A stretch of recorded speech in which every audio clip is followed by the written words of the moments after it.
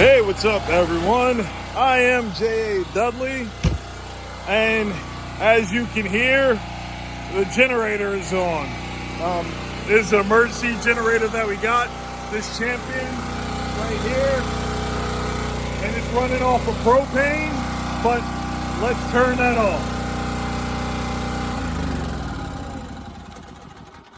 So now you can actually hear me as I head over to the van, because the other generator that I wanted to get, well, actually, one of the generators that I had on my list, I was like, oh, am I going to do? Hey, Milk Dud.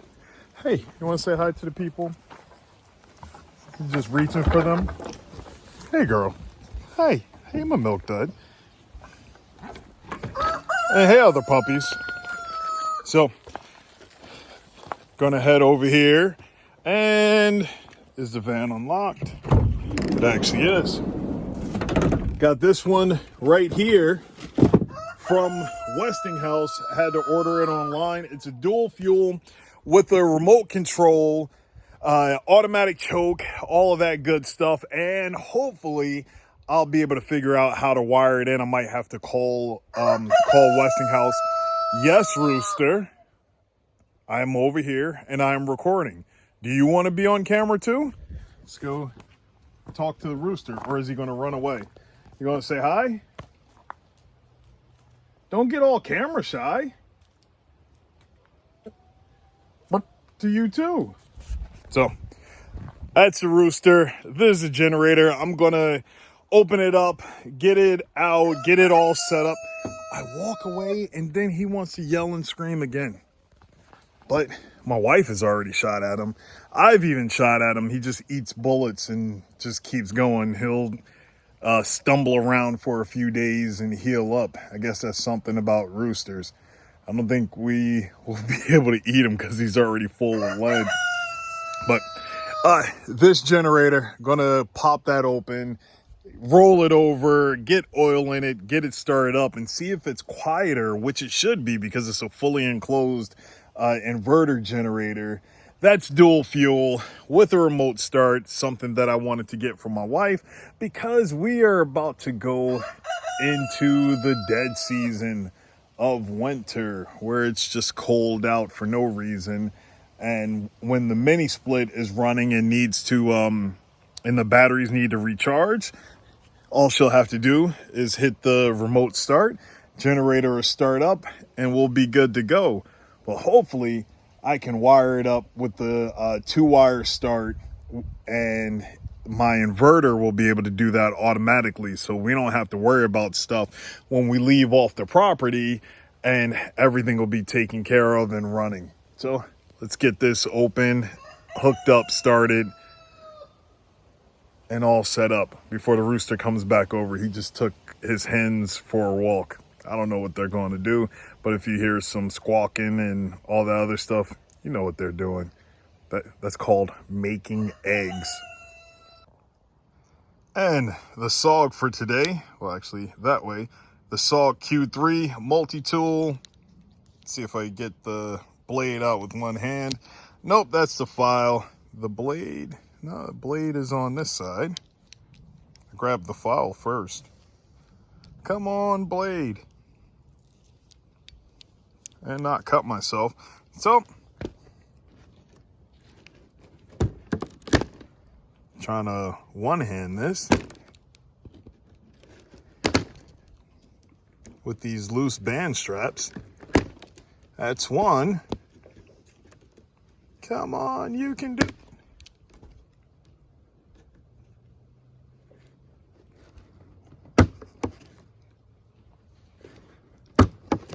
Maybe I should try it with my right hand. That's cut almost all the way through. Oh, the blade is that way. That would help.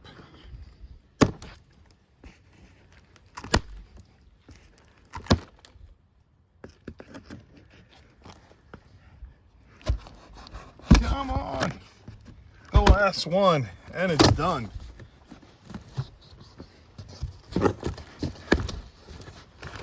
That's about all the unboxing that you get. I'm gonna have to read through those instructions. And will this come out easy? There's a little gap hole there.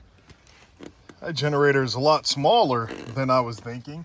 Smaller than the generator that we currently have. Dropped everything on the ground. Hey, Milk Dud. Good girl. And other puppies. Okay. Give you some belly rubs. It's okay. Good girl.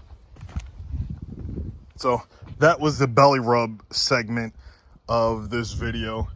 But I am going to put the phone down, get this generator out, get it set up, and see how it runs. All right, well, we got it out of the box that's over there and all the stuff that's over there. Let's check out how the front of this thing looks. Looks great. I love that it has dual handles on the top, so if I want to just pick it up and launch it or pick it up and put it into the van, it's not really awkward. Got two top handles and also has wheels on the back, and you don't just use this handle to pull it around. It has this, which I don't know why it's not sliding out. How do you slide this one out? Is there a latch to unlock it? Oh, got to push the button right there and you get a telescoping handle to be able to lift it up and roll this generator around. So let's push that back in. Over here on the side, in case you need to use the pull start if the battery was dead, you also have your remote control right here for on and off, your oil fill location. So fill the oil right inside there. In the back, the battery compartment, which looks like the battery got jostled around some during shipping. And there's a strap in there that's supposed to be sitting in, but I will connect up the battery. Hopefully this wasn't a previously used one. Oh no. See, you got those battery connections right there. There's the exhaust. Here's the soundproof cover for back there. It takes almost 3.5 gallons if you're going to be using it on gasoline. And let's see. Hey, Milk Dud. Hi, girl. Let's see what parts and pieces. Well, of course, you got your instruction booklet. And what's in the box? Open it up. You have your oil, some small engine oil, 10W30. What's inside here?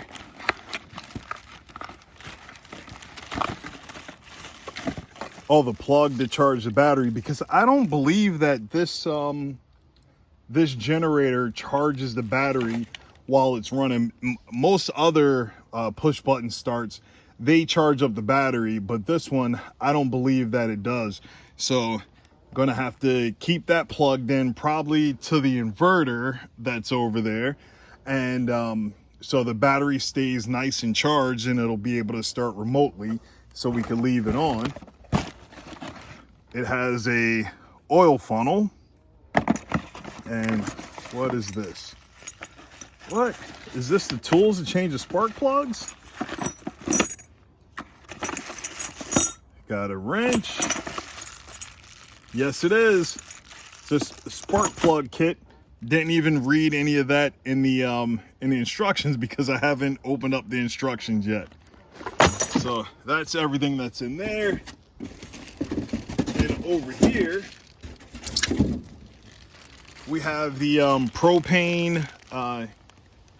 Why can't it was just on my mind.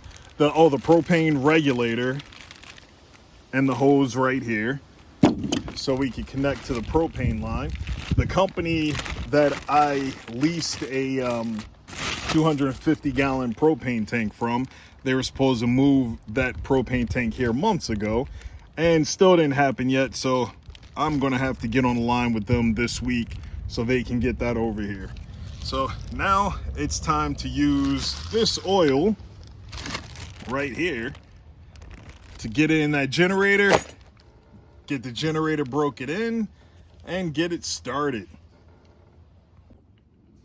Looking at the starting instructions, looks like it had some damage. I don't know if that was in transit or what, but want to document that before we get everything filled up and started, knowing if this is going to have to be returned or not. One thing that I just found cool, took the oil drain dipstick out, and look, the fuel, I mean not the fuel, the oil funnel has a screw-in part, so you could just reach right in here. Instead of trying to figure it out, make sure you're in the right spot. The oil funnel just fits right there. Another thing, one of my subscribers, I'm not sure who it was, he suggested that I replace this with one of these. It's a magnetic oil dipstick. So I ordered a couple of these for the generators because look at that. Look at how beefy that is compared to this one. And it's magnetic. It'll pick up any metal particles or shavings that get into oil. So that's what's going back on there. This one is just going to be on standby.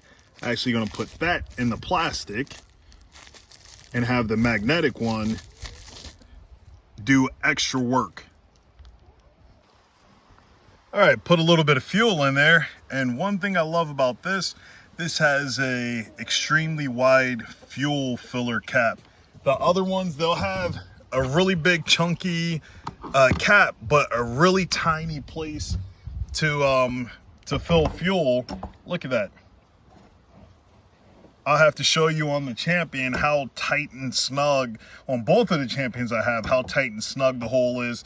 But I guess they figure people are stupid. They'll let rainwater or dust and leaves and everything get inside here. But this is a really big upgrade or for convenience. Westinghouse hooked it up. Now to get it started. Okay, here's the easy start instructions. Did the oil, I connected the battery, filled up some gasoline. I got to turn it to the gasoline selector, then skip over the propane instructions. Turn the battery on. Not going to do the manual start, not going to do the electric start. Going to try it with the remote start. First time. So just make sure it's on gasoline. Nope, it's set to propane. Switch that over and wonder if it'll start with the eco mode on. Battery is on. We got a light. Let's see. First try. Nope. Do I need to press and hold it longer? Nope. It's not going. What's going on here? Turn the eco mode off. Still nothing. Wonder if I need to program the remote to this device because it's not turning on. Got it set to gasoline. Have the battery on. Pressing the remote. Nothing. Let's try the press.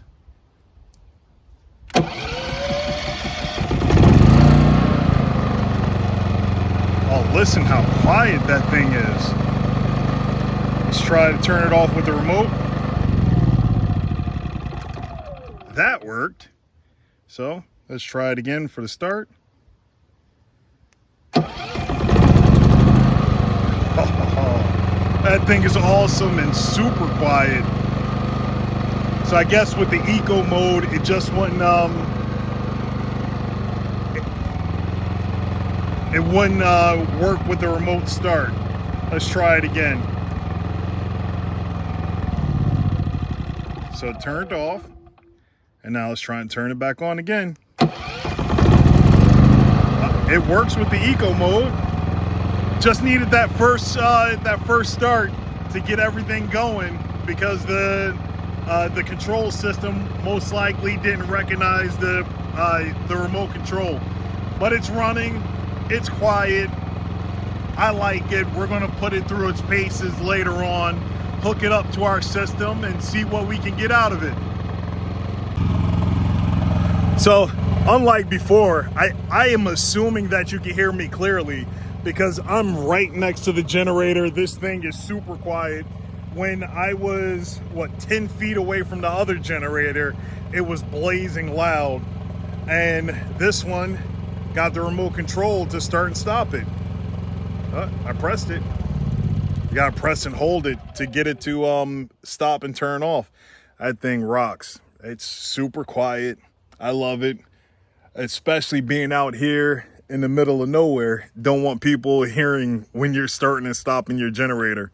But this is the Westinghouse iGen 4500. I'll make sure to put a link for it where I got it from on Amazon. If you guys are interested in it, go check it out. So here it is. Oh, that is beautiful and quiet. Shalom.